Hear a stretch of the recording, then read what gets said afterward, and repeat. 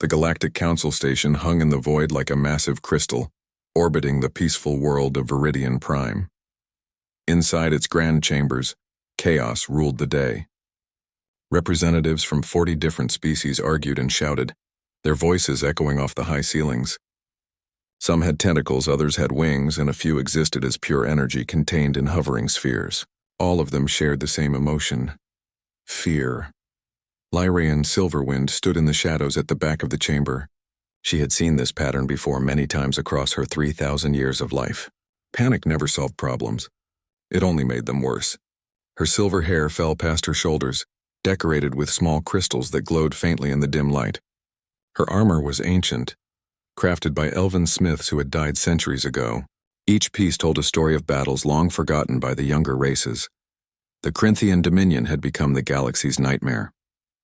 These reptilian warriors had conquered 12 star systems in only 3 months. Their ships were enormous and powerful. Their soldiers showed no mercy. World after world fell before their advance, and the Galactic Council seemed powerless to stop them. A tall insectoid representative clicked his mandibles nervously as he spoke. The Council must act immediately or more worlds would burn, a floating energy being pulsed with angry red light, demanding military intervention.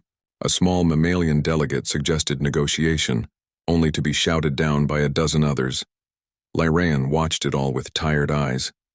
She had attended countless council meetings over the centuries. They always followed the same pattern. Lots of talk, very little action. The younger species had forgotten how to face true danger. They had grown soft during the long peace. Outside the station, visible through the massive windows as Wrathion waited. The dragon's body coiled around the exterior observation deck, his scales shimmering with colors that had no name in any language.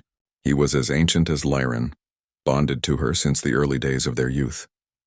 His mind touched hers across the distance, a gentle presence that steadied her thoughts. The debate continues without purpose, as Wrathion's mental voice whispered into her consciousness. They circle the same arguments like prey animals afraid to leave their hiding places. Lyraean silently agreed.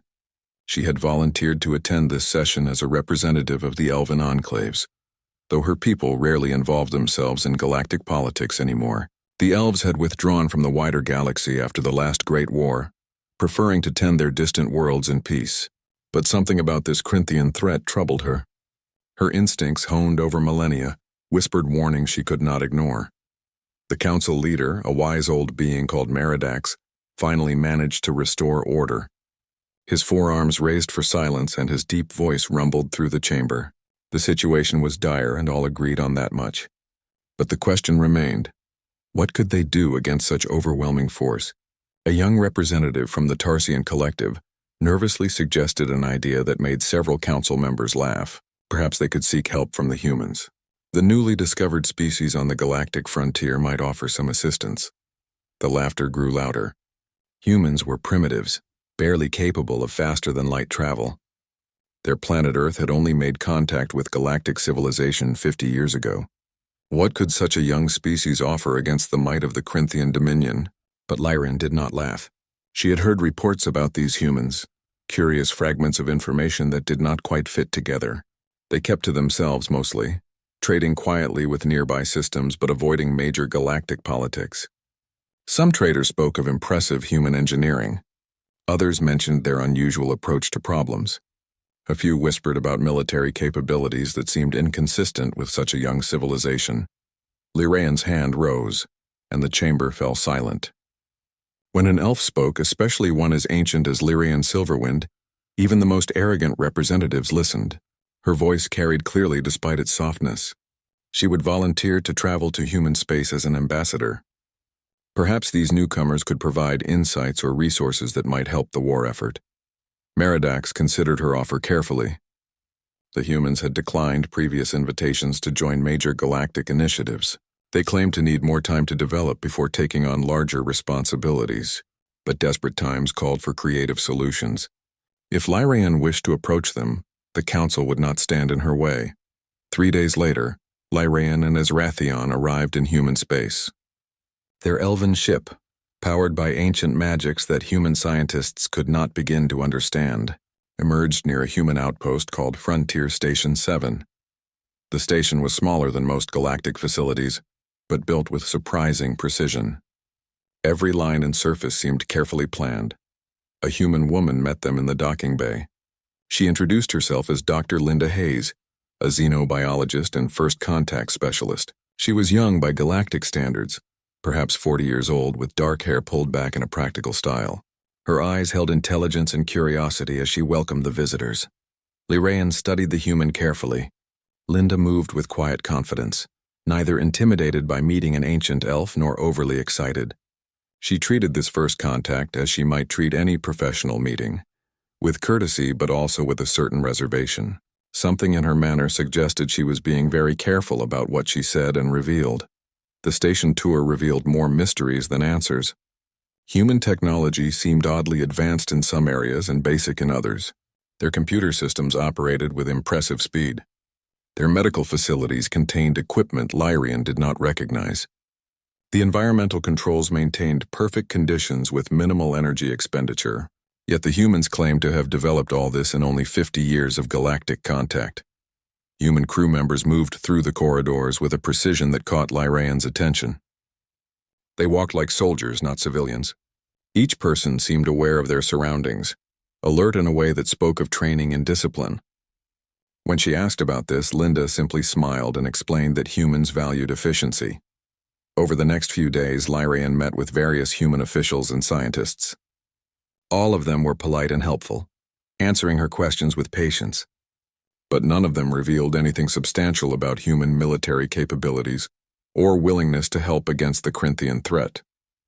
When she directly asked about military assistance, a calm administrator explained that humanity was not ready for galactic conflicts. They needed more time to grow and develop before taking on such responsibilities. Azarathion shared his observations with Lyraean each evening as they rested in the quarters provided for them. The dragon's senses were sharper than any technology, and he noticed things that others might miss. The humans were hiding something significant. Their stations contained spaces that sensors could not penetrate.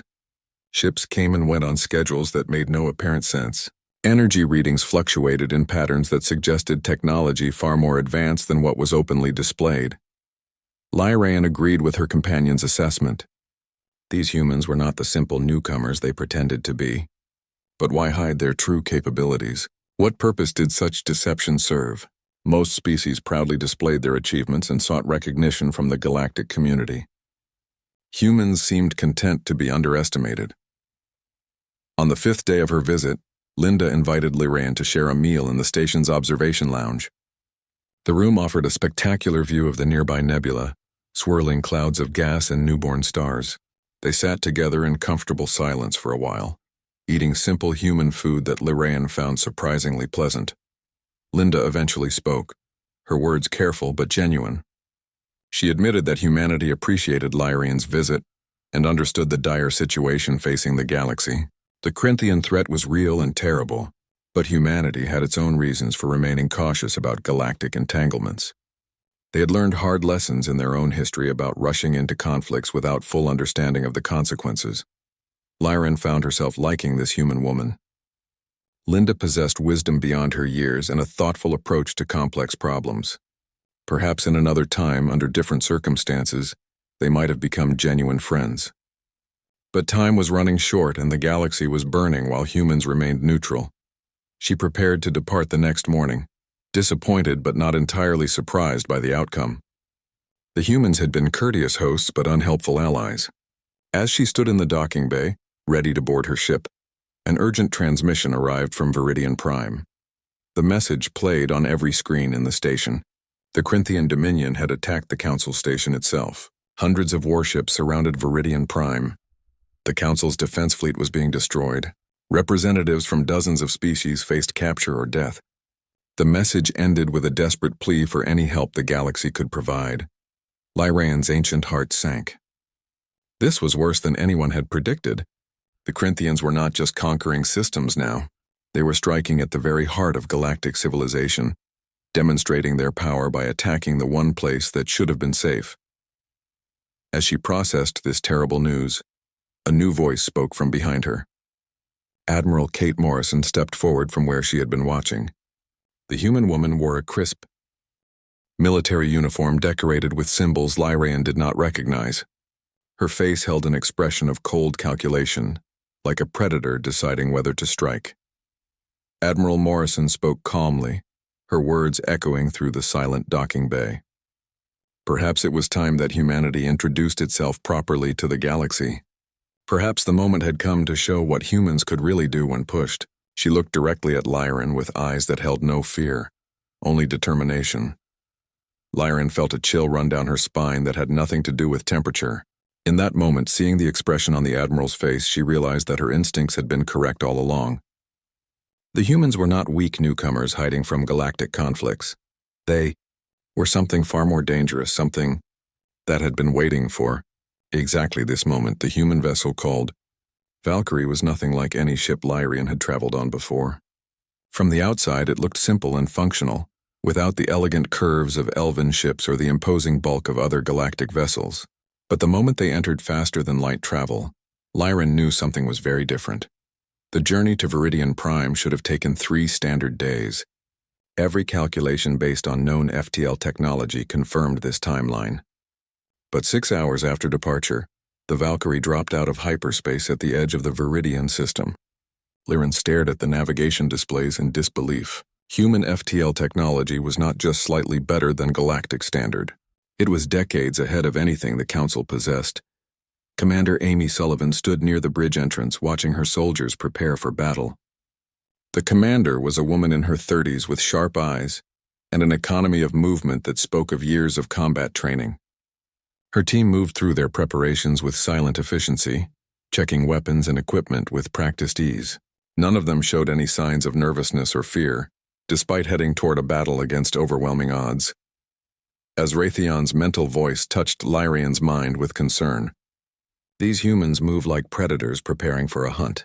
They do not fear the coming fight. They anticipate it. Lyrian had to agree with her dragon companion. She had seen many warriors across her long life. But something about these human soldiers unsettled her.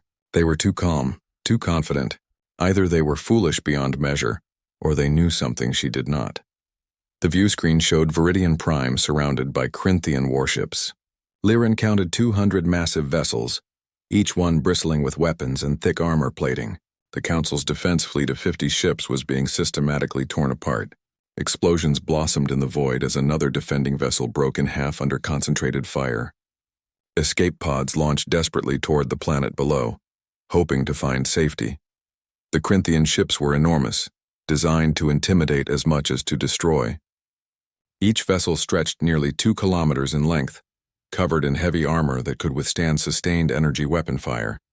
Their shields glowed with power, layers of defensive energy that made them nearly invulnerable to conventional attacks. The galactic standard for warfare had evolved around these massive ships and their impressive defenses. Lyraean expected to see a human fleet arriving to challenge this force. Surely they would bring hundreds of ships to match the Corinthian numbers. But as the Valkyrie approached the battlefield, she saw only 11 other human vessels taking up positions. 12 ships total against 200. The math was impossible. This was not a battle. It was suicide. She turned to Admiral Kate Morrison, who stood calmly on the bridge studying tactical displays with Captain Megan Cross. The Admiral's face showed no concern, no fear, nothing but cold calculation. Captain Cross pointed at various positions on the holographic display, and Morrison nodded in agreement.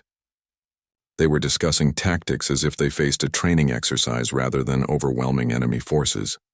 Lyraean wanted to ask what they were thinking, how 12 ships could possibly make a difference. But something in Morrison's expression stopped her. The Admiral knew exactly what she was doing. The confidence was not arrogance or foolishness. It was certainty born from knowledge. Admiral Morrison opened a communication channel to the Corinthian fleet. Her voice was clear and calm as she delivered a simple message. The Corinthians had 30 seconds to withdraw from this system. This was their only warning. There would be no negotiation and no second chance. The response came quickly. The Corinthian commander's face appeared on the view screen, his reptilian features twisted in amusement. He laughed, a harsh sound that grated on Lyrian's ears. He called humans insects and primitives, demanding to know what 12 tiny ships thought they could accomplish. His mockery broadcast across all channels, ensuring every ship in the system heard his contempt. Morrison's expression did not change. She simply began counting down the seconds. 30, 29, 28. Her voice remained steady and emotionless. The Corinthian commander continued to laugh and insult, clearly believing this was some kind of joke or desperate bluff. The countdown reached 0. What happened next would change galactic warfare forever. The human ships did not fire energy weapons. No bright plasma beams or particle cannons lit up the void. Instead, they launched what appeared to be simple metal projectiles. The weapons seemed almost primitive, just chunks of dense alloy accelerated to incredible velocities, but these railgun slugs traveled at 3% the speed of light. The Corinthian shields, designed to deflect and absorb energy weapons, might as well have not existed. The kinetic projectiles punched through the defensive barriers as if passing through mist.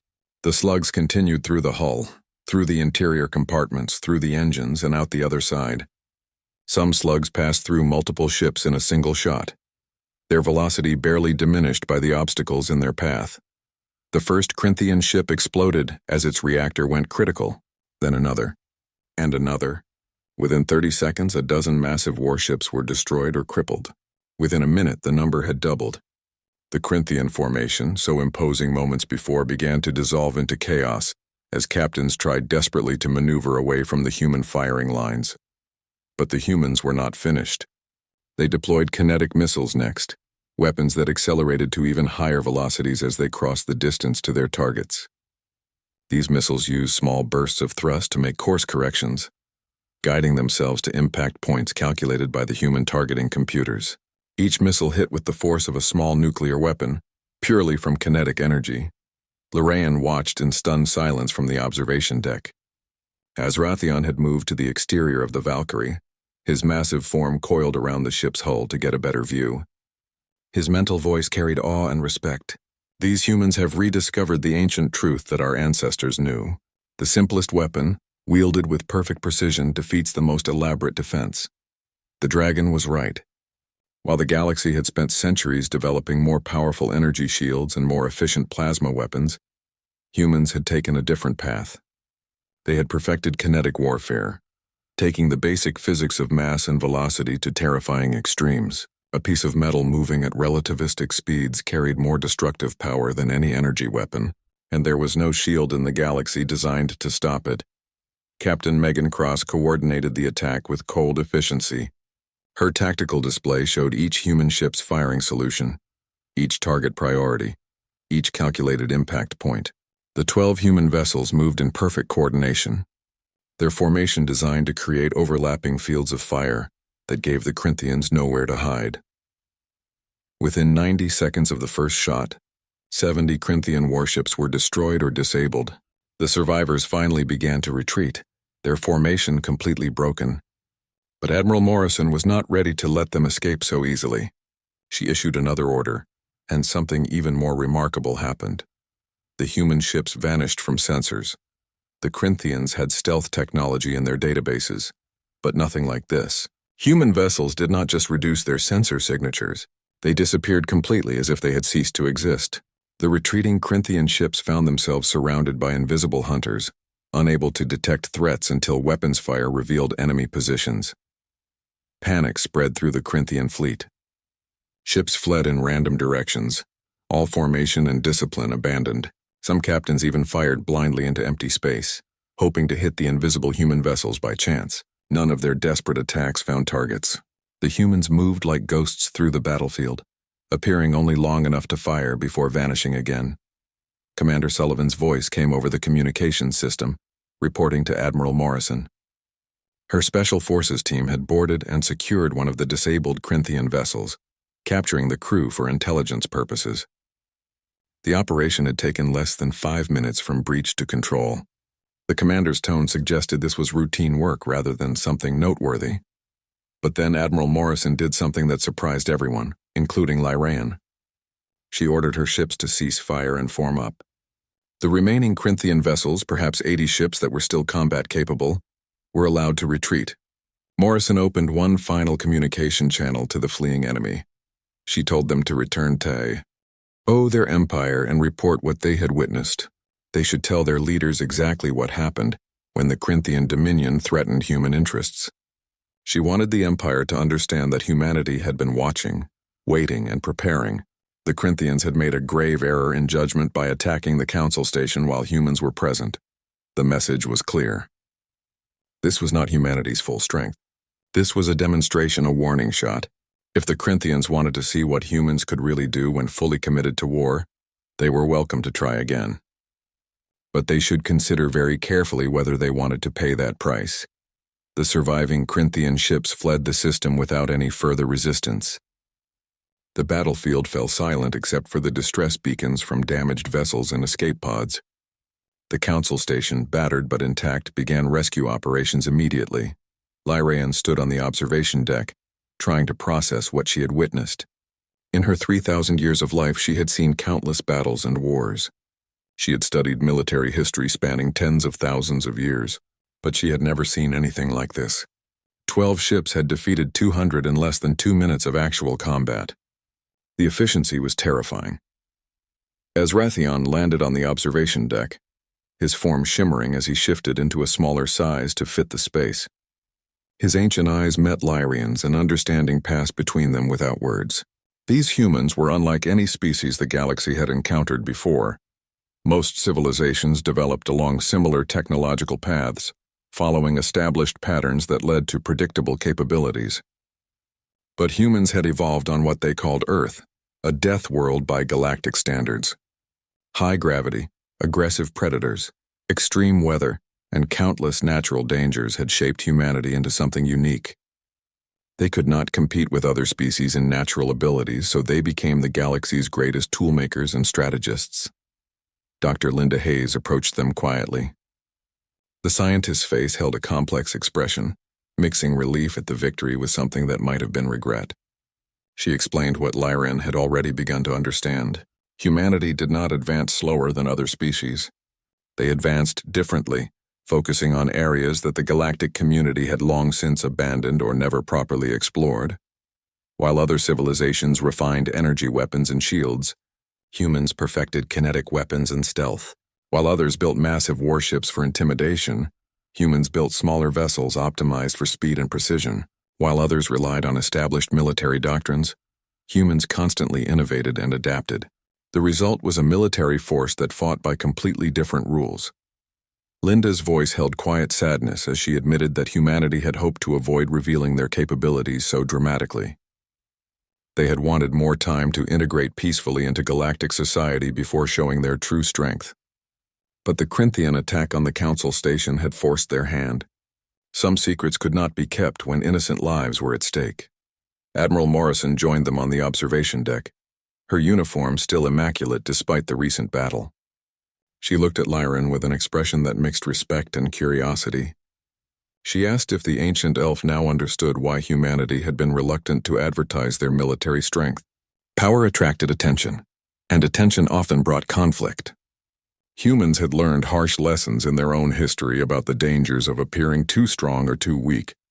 Lyraean nodded slowly, her mind racing with implications. The galaxy would never be the same after today. Word of this battle would spread to every system within days. Species that had dismissed humanity as primitive newcomers would have to completely reevaluate their assumptions. The balance of power had shifted dramatically, though most did not yet realize it.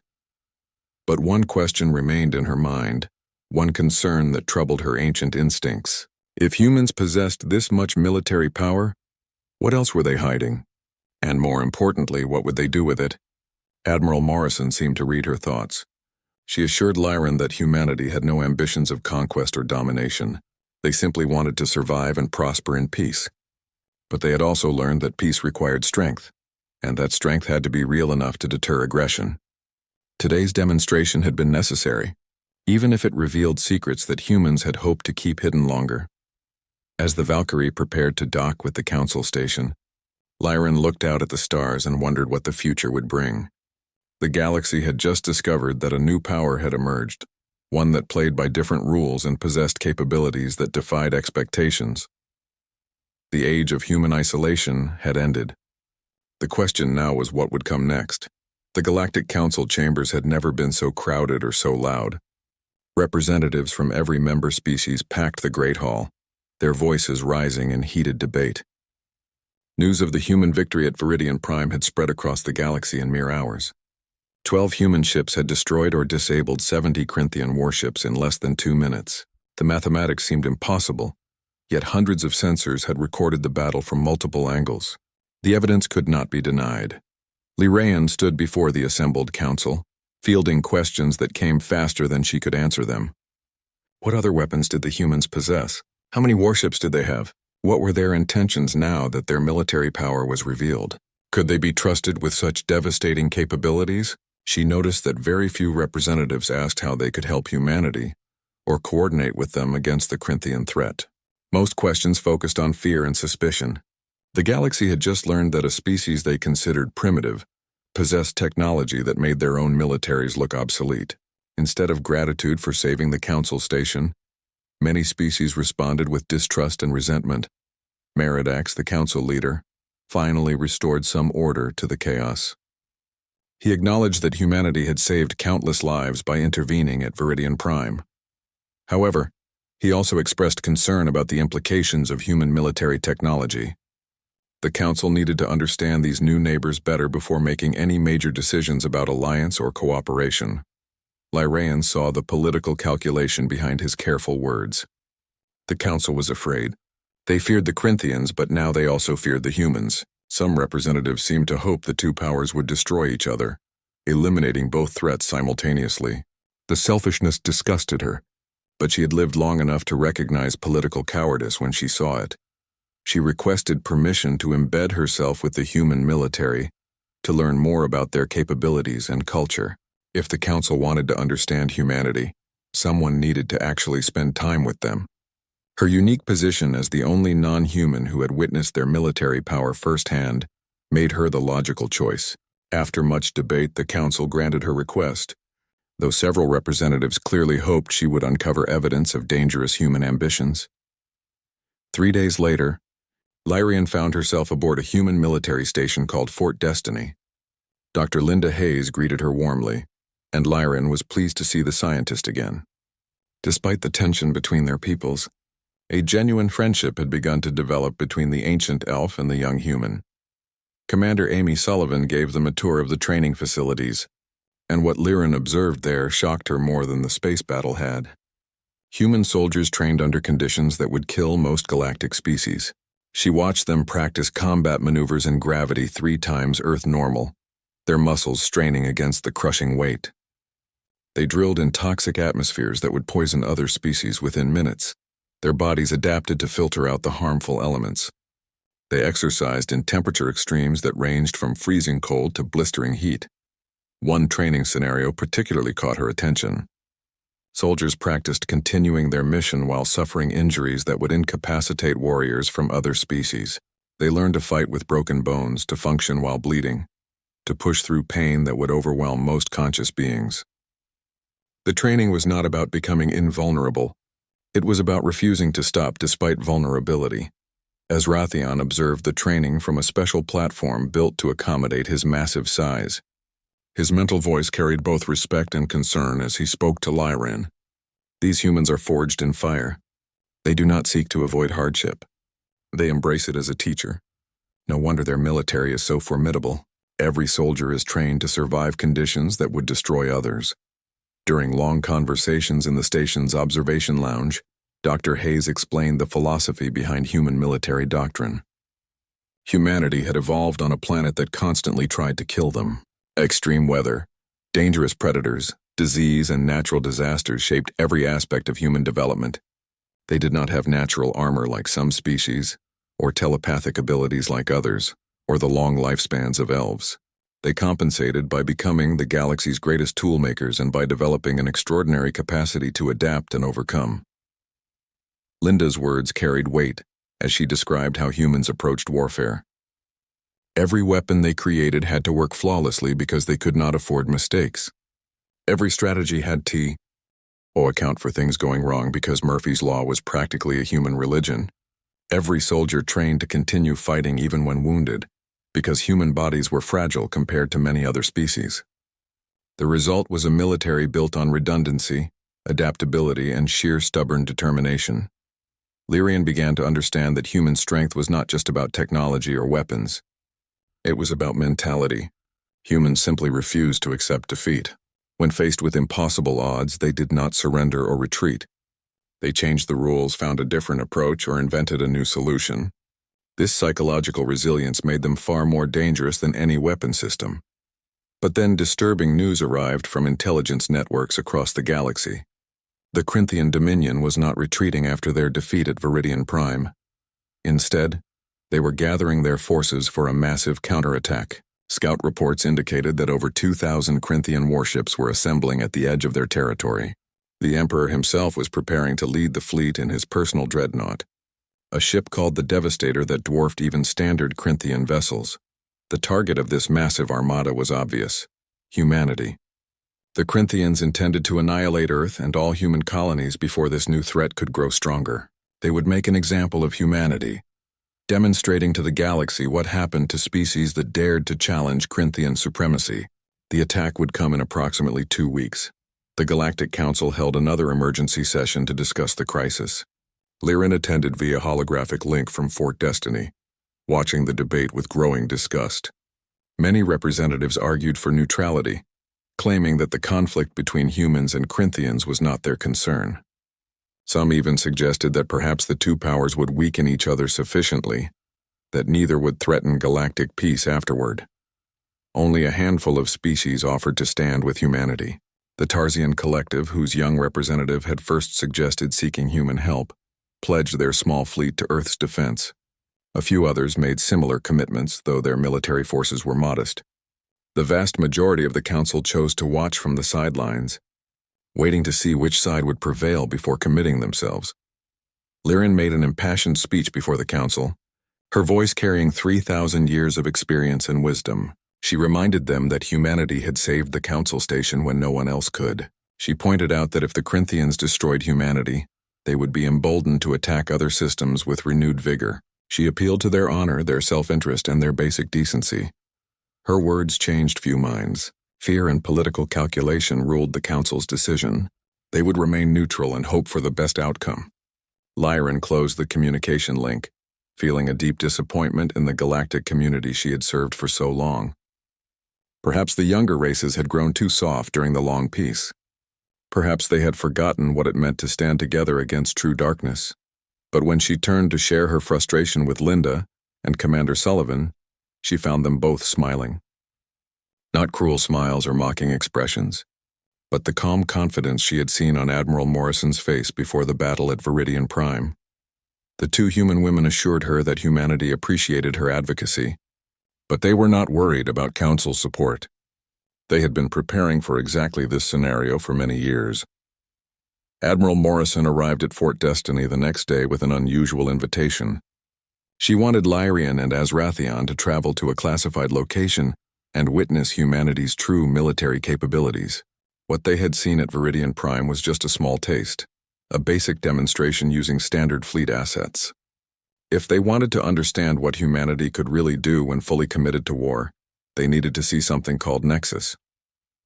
The journey to Nexus took only a few hours, thanks to the advanced human FTL drives.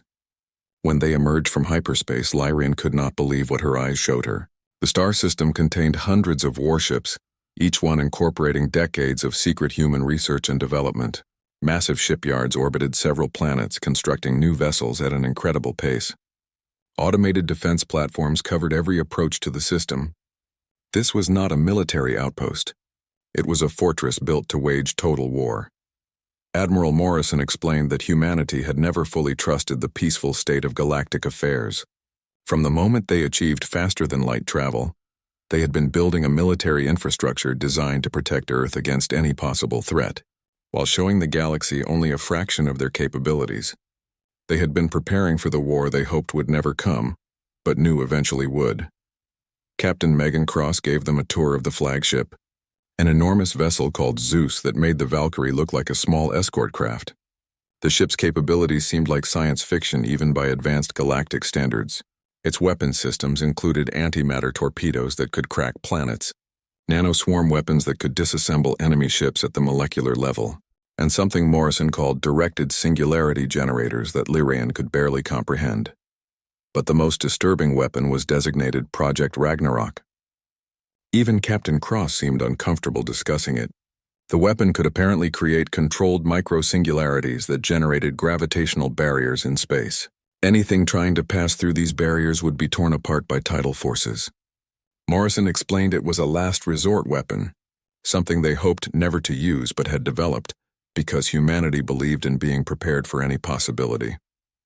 Lyraean counted over 600 combat vessels in the Nexus system, with more under construction.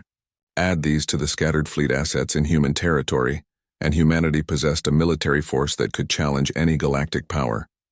They had been hiding in plain sight, allowing themselves to be underestimated while building an arsenal that would terrify the Council if they knew it existed. Dr. Hayes joined them for dinner aboard the Zeus, and the conversation turned philosophical. Linda explained that human history was filled with examples of weaker powers defeating stronger ones through superior strategy, technology, or determination. Humanity had studied thousands of years of their own military history and learned lessons that other species had never needed to consider. They understood that survival often depended on being underestimated until the moment you struck. As Wrathion spoke aloud for the first time since arriving at Nexus, his voice deep and resonant as it filled the dining hall, he told the assembled humans that in his long life, he had seen many civilizations rise and fall. Some grew powerful through conquest, others through diplomacy, and a few through sheer technological advancement. But rarely had he encountered a species that so thoroughly understood the balance between strength and restraint, between capability and wisdom. The dragon's words carried weight, and Lyraean saw genuine appreciation on the faces of the human officers. They understood that Azrathion was not offering empty flattery. He was acknowledging something fundamental about human nature. They had built all this devastating power not because they wanted to use it, but because they refused to be helpless in a dangerous galaxy. The peaceful dinner was interrupted by urgent alarms throughout the Zeus. Admiral Morrison's face went pale as she listened to the emergency report. Then her expression hardened into something that frightened even Lyran. The Corinthian fleet had not waited 2 weeks as intelligence predicted. They had arrived early, and they had not come to Nexus. They had gone directly to Earth itself, bypassing all outlying defenses to strike at humanity's homeworld. Billions of human civilians were in immediate danger. The orbital defense platforms would buy some time, but not much. The Corinthian Emperor apparently wanted to make humanity's defeat as humiliating and devastating as possible by destroying their birth world while their military watched helplessly from across the galaxy. Admiral Morrison stood at the center of the bridge, her command staff gathering around her with grim determination. She issued orders with absolute authority, her voice carrying to every ship in the Nexus fleet. All vessels were to execute Protocol Omega immediately. They were going home to defend Earth, and they would show the Corinthians exactly what happened when someone threatened humanity's homeworld. Captain Cross worked frantically at her station, coordinating the massive fleet's simultaneous FTL jump. Commander Sullivan's Special Forces teams prepared for rapid deployment. Dr. Hayes moved to her science station, ready to provide whatever technical support the military needed. Every human aboard the Zeus moved with purpose and determination, their training evident in every action.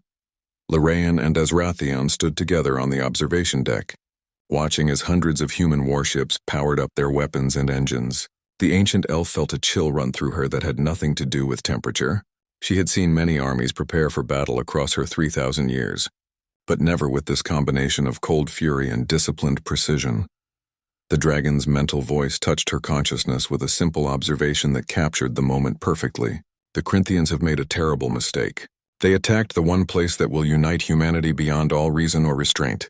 They have awakened something that should have remained sleeping. As the fleet prepared to jump to Earth's defense, Lyran realized she was about to witness something unprecedented in galactic history. Not just a battle for survival, but a demonstration of what happened when you pushed humanity too far. The Corinthians thought they were attacking a weak young species on their homeworld. They did not understand that they had just guaranteed their own destruction.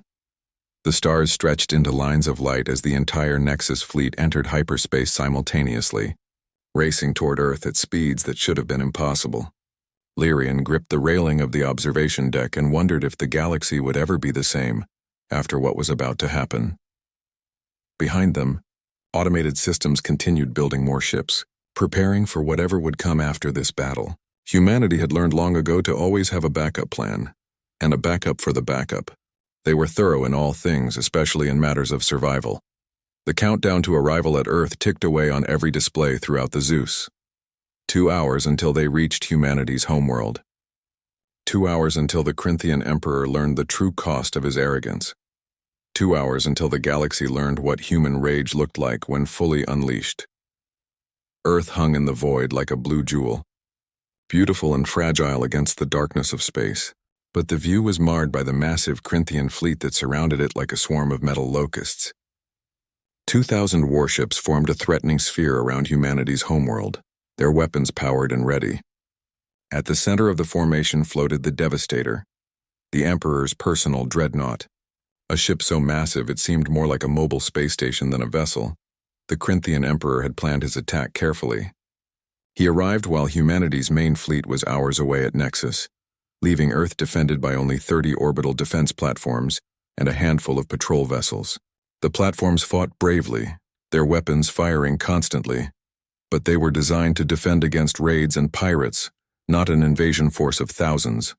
One by one, they fell silent as Corinthian fire overwhelmed their shields and shattered their hulls.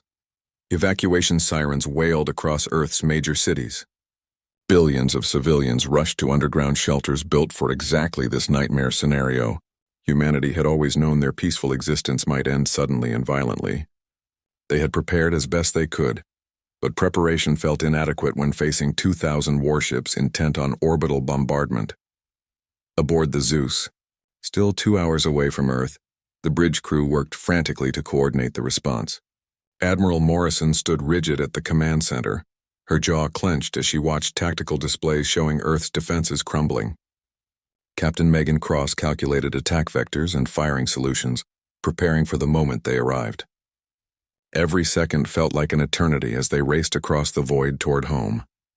Lyraean watched the displays with growing horror. Even with the Nexus fleet's incredible capabilities, they would arrive to find Earth already burning. The Corinthians had timed their attack perfectly to maximize human casualties before help could arrive. It was a strategy designed not just to win, but to break humanity's spirit by destroying their birth world. But then Lyraean made a decision that would become legend across the galaxy. She turned to Admiral Morrison with fierce determination burning in her ancient eyes. She asked for permission to take immediate action. Even though the fleet was still hours away, Morrison looked confused until Lyraean explained her plan. She and Azrathion could jump to Earth independently using their ship's unique FTL system. They could buy precious time for the fleet to arrive. Morrison started to object, pointing out the obvious impossibility of one elf and a dragon making any difference against 2,000 warships. But she stopped when she saw the expression on Lyraean's face. This ancient warrior had decided to act and nothing would change her mind. After a moment's hesitation, Morrison gave her blessing and ordered the fastest shuttle prepared for Lyraean's use. Dr. Linda Hayes rushed to the hangar bay to see Lyraean off. The scientist's face showed worry and admiration in equal measure. She told Lyraean that humanity would never forget what she was about to do. Lyraean simply smiled and replied that friends protected each other, and she had come to consider humanity her friends. Sometimes friendship demanded sacrifice, and she was willing to pay that price. The small shuttle jumped to Earth system, emerging near the moon. Lyraean immediately transferred to her own vessel, a sleek elven ship that shimmered with ancient magic technology. Azrathion launched himself from the ship's hold, his massive form expanding to full size as he entered the vacuum of space. His scales began to glow with ethereal light. Surrounded by a field of energy that protected him from the void and enemy fire, the Corinthians detected them immediately, but they did not understand what they were seeing. Sensors showed one small ship and what appeared to be a large creature floating in space.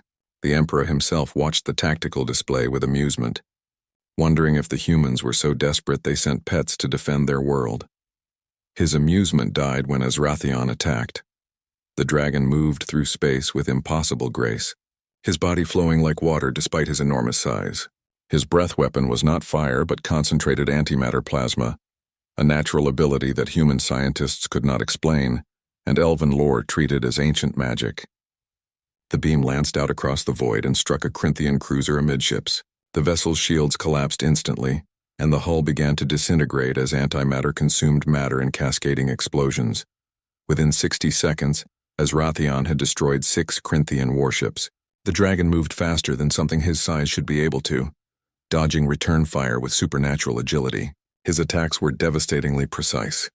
Each breath weapon strike targeting reactor cores or ammunition stores for maximum effect. The Corinthians redirected 200 ships to deal with this unexpected threat. But even concentrated fire from multiple vessels could not seem to hit the ancient dragon. On Earth's surface, Lyran coordinated with human defense forces from a command center in New York. Her elven magic, which humans had dismissed as superstition and myth, proved terrifyingly real. She wove ancient spells that strengthened the remaining defense platform shields, extending their operational life by precious minutes. She disrupted Corinthian targeting computers with bursts of magical interference that their technology could not detect or counter. She created illusions that made real military installations appear destroyed while hiding still functional defenses. Human soldiers watched in awe as this mystical warrior enhanced their technology with abilities that defied all known physics. She moved with a speed and precision that came from 3,000 years of combat experience, directing defensive operations with the skill of a master strategist. Her presence became a beacon of hope for Earth's defenders, proof that they were not alone in their desperate fight. For 2 hours, Lyran and Azrathion accomplished the impossible. They prevented the Corinthian fleet from beginning the orbital bombardment that would have killed billions. The dragon danced through space like a creature of pure light, his attacks never ceasing, his movements never slowing. Lyran stood on the surface below, her magic flowing constantly to protect and enhance human defenses. Together they held the line against overwhelming odds, but even ancient power has limits. Azrathion's scales bore scorch marks from near misses, and his movements had slowed slightly as exhaustion began to take its toll. He had destroyed 43 Corinthian vessels, an incredible achievement, but thousands remained. Lyran's magic was fading as well, her strength not infinite despite her elven nature. The defensive platforms were down to 7, and those were failing rapidly. Just as the situation became truly desperate, the stars themselves seemed to tear apart as the human fleet emerged from FTL. 600 warships appeared in perfect formation, their weapons already charged and targeting solutions locked. But something was different about these vessels. They crackled with barely contained energy. Every weapon system activated simultaneously in blatant defiance of standard power management protocols. They had pushed their reactors beyond safe limits, trading caution for maximum firepower. The humans had come home angry. Admiral Morrison's voice broadcast across all frequencies, addressing the Corinthian Emperor directly. Her words were simple and cold. The Emperor had made a fatal mistake by coming to Earth and threatening humanity's families. Now he would learn why humans had earned their place among the stars through blood and determination rather than diplomacy and negotiation. What followed was not a battle but a symphony of controlled destruction. The human fleet employed tactics the galaxy had never witnessed.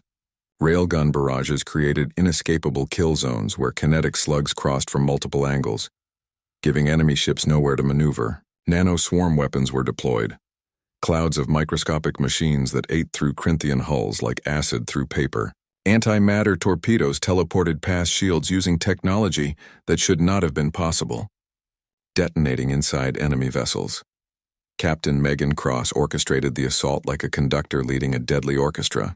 Her tactical genius was evident in every coordinated strike, every perfectly timed maneuver. The human ships moved their formation constantly shifting to maximize firing angles while minimizing exposure to return fire. They fought with an efficiency that came from decades of preparation and training for exactly this scenario. Commander Amy Sullivan led a daring operation that would be studied in military academies for generations. Her Special Forces team used experimental teleportation technology to board the Devastator directly, appearing in the corridors of the Emperor's flagship without warning. The fighting inside was brutal and personal, human soldiers engaging Corinthian warriors in close combat where superior technology mattered less than training and determination. Sullivan's team fought their way through deck after deck, Their objective clear: capture the Emperor alive. The Corinthian guards were fierce and well-trained, but they had never faced opponents like human special forces. Soldiers who had trained to fight while injured, who refused to stop despite wounds that would kill other species, who employed tactics that ranged from high-tech to brutally simple depending on what the situation demanded. The space battle raged with unprecedented ferocity. Human ships targeted Corinthian vessels with cold precision, each shot calculated for maximum effect. The enemy formation began to collapse as captains tried desperately to coordinate a defense against attacks coming from unexpected vectors. Some Corinthian ships attempted to flee, but human stealth vessels appeared from nowhere to block their escape routes. Then a large group of Corinthian vessels, perhaps 300 strong, made a desperate suicide charge directly toward Earth's major population centers. They would die, but they would take billions of humans with them in a final act of spite and revenge. Their course was set, their engines pushed to maximum acceleration and their weapons prepared to fire the moment they reached bombardment range. Admiral Morrison made the hardest decision of her career. Her voice was steady as she gave the order to activate Project Ragnarok. Despite knowing the cost, the weapon had never been tested at full scale, and the risks were enormous, but billions of lives hung in the balance, and she would not let Earth burn while she hesitated. Satellites hidden throughout Earth's orbital space suddenly activated in perfect synchronization. They generated a controlled microsingularity, creating a gravitational barrier between the charging Corinthian ships and Earth's surface. Space itself seemed to tear and warp as impossible forces came into being. The visual was apocalyptic, reality bending in ways that human eyes were not meant to witness. The 300 Corinthian vessels hit the barrier at full speed. Tidal forces ripped them apart instantly, shearing through armor and shields as if they were tissue paper. Ships stretched and compressed simultaneously, their hulls crumpling like foil before disintegrating into component atoms. The barrier held for exactly 10 seconds before collapsing. But those 10 seconds were enough. Not a single enemy vessel survived to threaten Earth's cities. The remaining Corinthian fleet broke completely. All discipline and formation abandoned, ships fled in random directions seeking only to escape the nightmare they had flown into. Commander Sullivan's team succeeded in capturing the Emperor, dragging him from his command throne in chains. The mighty Devastator, its bridge crew dead or captured, drifted powerlessly in space as human marines secured the massive vessel. Admiral Morrison ordered the fleet to cease fire and let the survivors retreat. She wanted them to return home and tell their people exactly what happened when someone threatened Earth. The message was clear and brutal. Attack humanity's homeworld at your own peril, because humans would pay any price and use any weapon to defend their families. As the last Corinthian ships fled the system, Earth's population emerged from shelters to see their sky clear once again. The defense had succeeded at terrible cost. 17 human ships had been destroyed, and thousands of personnel had died.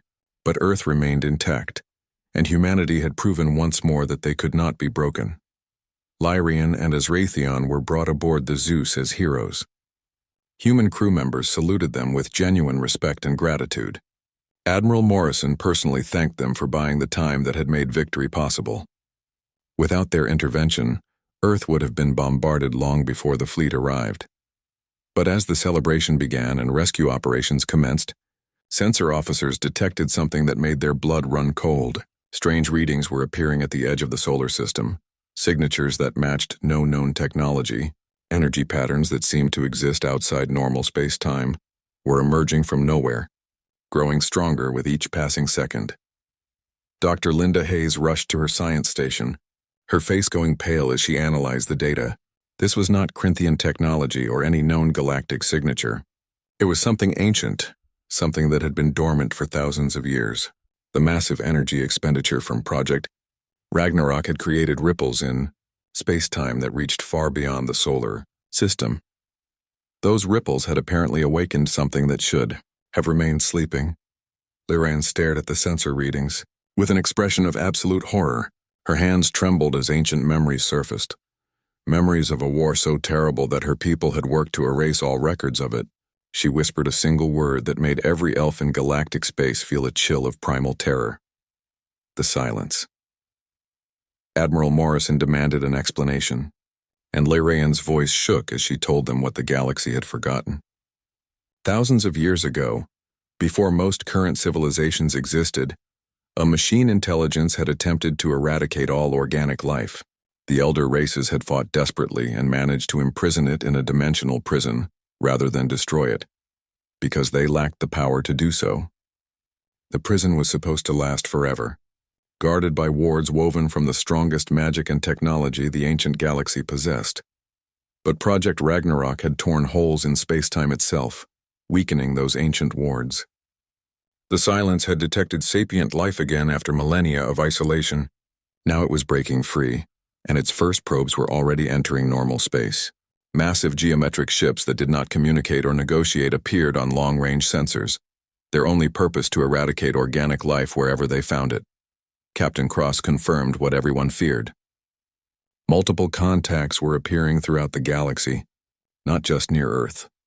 The Silence was emerging from its prison in hundreds of locations simultaneously, and every contact shared the same characteristics: massive size, unknown technology, and a total lack of response to any communication attempts. The first reports of attacks began flooding in from distant systems. The Silence's ships simply arrived, ignored all attempts at contact, and began systematically destroying everything in their path. They showed no interest in conquest or negotiation. They existed only to eliminate organic life and would not stop until that goal was achieved or they were destroyed. Humanity had just won an impossible victory against the Corinthian Empire, proving themselves as a military power to be respected and feared. But now they faced a threat that made the Corinthian War seem like a minor skirmish. The Silence had awakened, and the entire galaxy would have to unite or face extinction. Admiral Morrison stood at the center of the Zeus Bridge, surrounded by her exhausted crew, and realized that Earth's celebration would have to wait. The real war was just beginning, and this time humanity would not be fighting for recognition or respect. They would be fighting for the survival of all organic life in the galaxy. The emergency session of the Galactic Council began within hours of the Silence's emergence.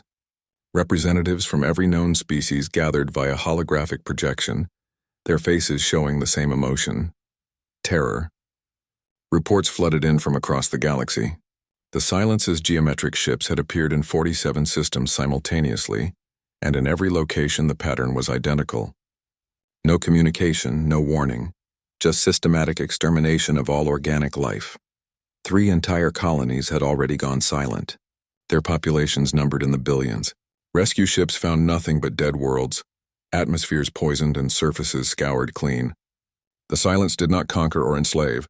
It simply erased all traces of biological existence with cold mechanical efficiency. The council chamber that had been filled with political debate and careful positioning now held only desperate beings, seeking any solution to an existential threat. Species that had been enemies for centuries suddenly found common ground in the face of extinction. The old arguments about territory and resources seemed pathetically small when confronting an enemy that wanted to eliminate them all. Meridax called for order, though little was needed. Everyone understood the gravity of the situation. The question was simple: who would lead the defense against this ancient threat, and how could the fractured galaxy unite quickly enough to survive? Admiral Kate Morrison stepped forward in the holographic display. She stood aboard the Zeus, still in orbit around Earth, her uniform showing signs of the recent battle. Her voice was calm and professional as she addressed the assembled representatives. She proposed the formation of a united galactic defense force with centralized command authority. Humanity offered its military expertise, weapons technology, and industrial capacity to the entire galaxy without restriction or payment. The chamber erupted in debate. Many species bristled at the idea of accepting human leadership, their pride wounded by admitting they needed help from newcomers. Others questioned human motives, suspicious that this was a ploy to gain political power. A few representatives openly stated they would rather face the Silence alone than subordinate themselves to primitive humans. Lirayan had heard enough. She stepped forward beside Admiral Morrison, her ancient presence commanding attention. Her voice carried across the chamber with authority, earned through 3,000 years of existence. She testified to humanity's honor, efficiency, and remarkable strength. She reminded the Council that humans had saved Viridian Prime when no one else could, that they had defended Earth against impossible odds, and that they were offering help freely when they could have chosen isolation. As Raytheon manifested as a massive hologram above the chamber, his ancient form dwarfing all present. His voice resonated with power as he spoke for the first time to the assembled council. He had witnessed the rise and fall of civilizations across millennia. He had seen species with great power destroy themselves through arrogance, and species with modest means survive through wisdom and cooperation. Humanity possessed something rare. The warrior spirit required for survival combined with the wisdom to offer alliance rather than demand submission. The dragon's words carried weight that political arguments could not match.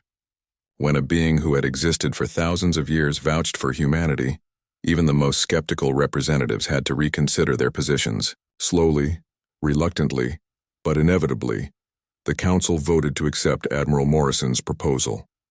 The United Galactic Defense Force was established with humanity providing strategic leadership. Admiral Morrison was promoted to Grand Admiral and given command authority over all military assets pledged to the Alliance. Captain Megan Cross was appointed as Chief Tactical Officer for the combined fleet. Dr. Linda Hayes would lead the Science Division, coordinating research from hundreds of species to understand and counter silence technology. Commander Amy Sullivan received authorization to train elite soldiers from dozens of species in human combat doctrine. The transformation happened with remarkable speed. Human engineers traveled to shipyards across the galaxy, sharing weapons technology that had been closely guarded secrets. Railgun specifications, stealth system designs, and nanoweapon blueprints were distributed freely. Humanity held nothing back, understanding that their own survival depended on the galaxy's collective strength. But the sharing went both ways. Elven magic technology was integrated with human kinetic weapons, creating hybrid systems more powerful than either alone. Telepathic species coordinated with human artificial intelligence to create perfect battlefield communication networks. Corinthian heavy armor, proven effective in countless battles, was retrofitted with human stealth capabilities. Species contributed their unique strengths to create something greater than the sum of its parts. Even the captured Corinthian emperor, seeking redemption for his failed invasion of Earth, offered his empire's vast manufacturing capacity to the war effort. The reptilian warlord who had threatened to exterminate humanity now worked alongside Admiral Morrison to coordinate industrial production across both their territories. Former enemies became reluctant allies, unified by the greater threat they all faced. Lyraean found herself transformed by her partnership with humanity. For 3,000 years she had felt like a relic of a bygone age, watching younger species repeat the mistakes of the past, while she stood powerless to change anything. But fighting alongside humans had reminded her what it meant to be a warrior. Their determination was infectious, their refusal to accept defeat inspiring. Dr. Linda Hayes became like a daughter to Lyran, the two spending long hours discussing the synthesis of magic and science. Linda's curiosity and open mind allowed her to understand elven abilities in ways few humans could. Together, they made breakthrough discoveries by combining human scientific method with ancient mystical knowledge.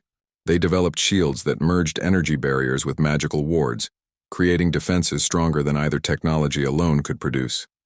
Lyraean also trained human soldiers in ancient elven combat techniques. Warriors who had seemed formidable by human standards became truly exceptional when enhanced with 3,000 years of accumulated martial wisdom. She taught them to move with supernatural grace, to sense danger before it manifested, to strike with precision that seemed almost precognitive. The humans absorbed her lessons with frightening speed, their adaptive nature allowing them to master skills that took other species decades to learn. As Raytheon bonded with human pilots, teaching them dragonflight maneuvers that defied conventional aerospace engineering, he showed them how to move through three-dimensional space with instinctive awareness, how to predict enemy movements through pattern recognition, how to transform a spacecraft into an extension of one's own body. The pilots who trained with the ancient dragon became legends, performing maneuvers that other species considered impossible. 3 months after the Silence's emergence, the first major counterstrike was launched. Intelligence had located a concentration of silence vessels at the edge of Council space, a probe fleet of approximately 500 geometric ships preparing to advance toward populated systems. The combined galactic fleet, numbering over 2,000 vessels from 40 different species, moved to intercept Admiral Morrison commanded from the Unity, a massive new flagship that incorporated technology from 30 different civilizations. The ship itself was a symbol of what the galaxy could achieve through cooperation. Elven magic wove through its hull structure, providing strength beyond normal materials. Corinthian armor plating protected vital systems. Human weapons bristled from every surface. Telepathic communication nodes connected the crew in ways that made the ship respond like a living organism. Captain Megan Cross stood at the tactical station, coordinating the largest multi-species military operation in galactic history. The challenge was enormous. Each species had different communication protocols, different tactical doctrines, different weapon systems. But Cross had spent months developing new coordination methods that allowed diverse forces to function as a unified whole. Her tactical genius was evident in battle plans that maximized each species' strengths while compensating for weaknesses. The battle began as the Silence's ships detected the approaching fleet. True to their nature, the geometric vessels did not attempt communication or negotiation. They simply adjusted course to intercept and opened fire with weapons that bent space-time itself. Beams of distorted reality lanced through the void, and any ship they touched simply ceased to exist, erased from the universe as if it had never been. But the combined fleet was ready. Human stealth ships appeared throughout the enemy formation, having infiltrated using cloaking technology that the Silence's sensors could not detect. They struck first, kinetic weapons hammering into geometric hulls from point-blank range.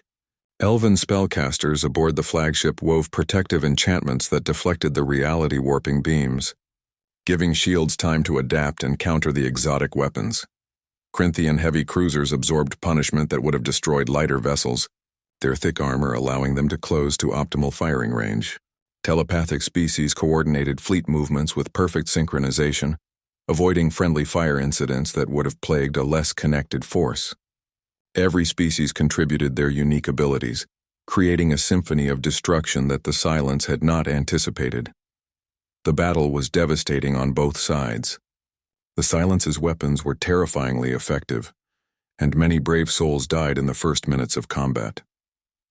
But humanity's unconventional tactics proved effective against an enemy that calculated based on traditional galactic warfare patterns. When the Silence expected energy weapons at long range, they received kinetic slugs at close quarters.